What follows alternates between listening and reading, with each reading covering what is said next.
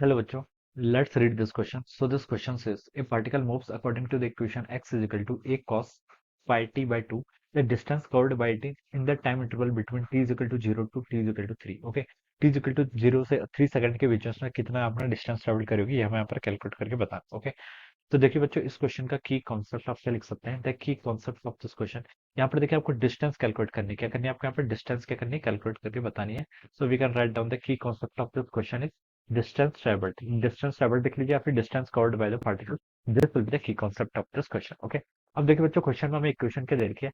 x is equal to कितना दे रखा है आपको. x is equal to a cos of pi t by two pixel. Okay, ये आपको देखिए यहाँ पर डिस्टेंस और टाइम का क्या दे रखा है, रिलेशन दे रखा है. ओके, तो बच्चों देखिए अगर हम इस इक्वेशंस में यहाँ से हम टाइम पीरियड फाइंड आउट कर सकते हैं. देखिए ये देखिए कॉस के अंदर जो आपको आर्गुमेंट दे रखा है ये क्या होता है आपका ए कॉस ओमेगा टी इक्वल होता है. तो देखिए इस इक्वेशन को अगर हम स्टैंडर्ड इक्वेशन देखिए क्या होता है आपका I A cos omega t. Okay, this is the equation of the displacement of the particle. A क्या होता है इसका एम्पलीट्यूड होता है.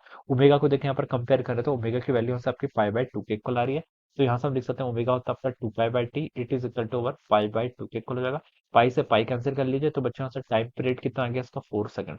यानी कि आप बता सकते हैं पार्टिकल 4 सेकंड के अंदर क्या कर रहा है अपना एक ऑसिलेशन को क्या कर रहा है आपका कंप्लीट कर रहा है. ओके, अब देखिए और क्या गिवन कर रखा है हमें टी इक्वल टू 0 से 3 सेकंड के बीच में बताना है. क्या बताना है 0 से 3 सेकंड. ओके, तो देखिए बच्चों इस इक्वेशन आपकी इस तरीके से होगी. मान लीजिए ये आपका x इज इक्वल टू 0 है. This is x is equal to 0. Okay, जब time t is equal to 0 था तो x कितना होगा. देखिए यहाँ पर t 0 पुट करेंगे तो a cos 0 की वैल्यू 1 होती है तो यहाँ पर होगा बेसिकली. ओके, ये देखिए जब time t is equal to 0 था तो आपका यहाँ पर था.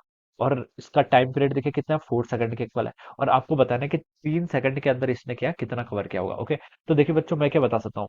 4 सेकंड देखिए इसका डिस्प्लेसमेंट कैसा होगा. मान लीजिए इसने यहाँ से स्टार्ट किया, यहाँ से यहाँ पर जाएगा ए पर. ओके, फिर ए से 0 पर आएगा 2 टाइम पीरियड, फिर यहाँ पर आएगा 3. ओके, फिर आपको यहाँ पर आएगा 4.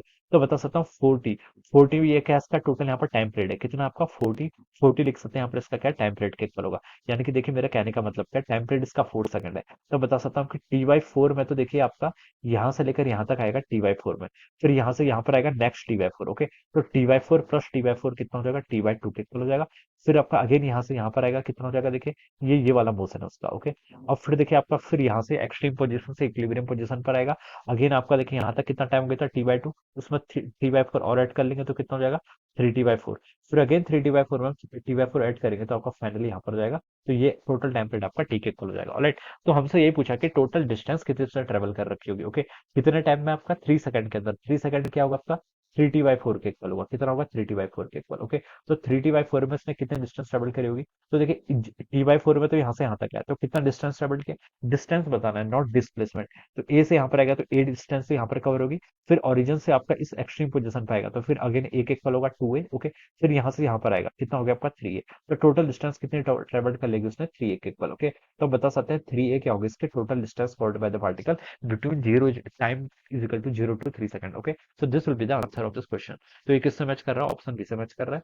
सो we can say that option B will be the correct answer of this question. Okay, इस तरीके से हम क्या करेंगे इसमें पर आपको सॉल्व करके बता सकते हैं. Alright, so this is the answer of this question. So I hope you all understood this concept. All the best and thank you.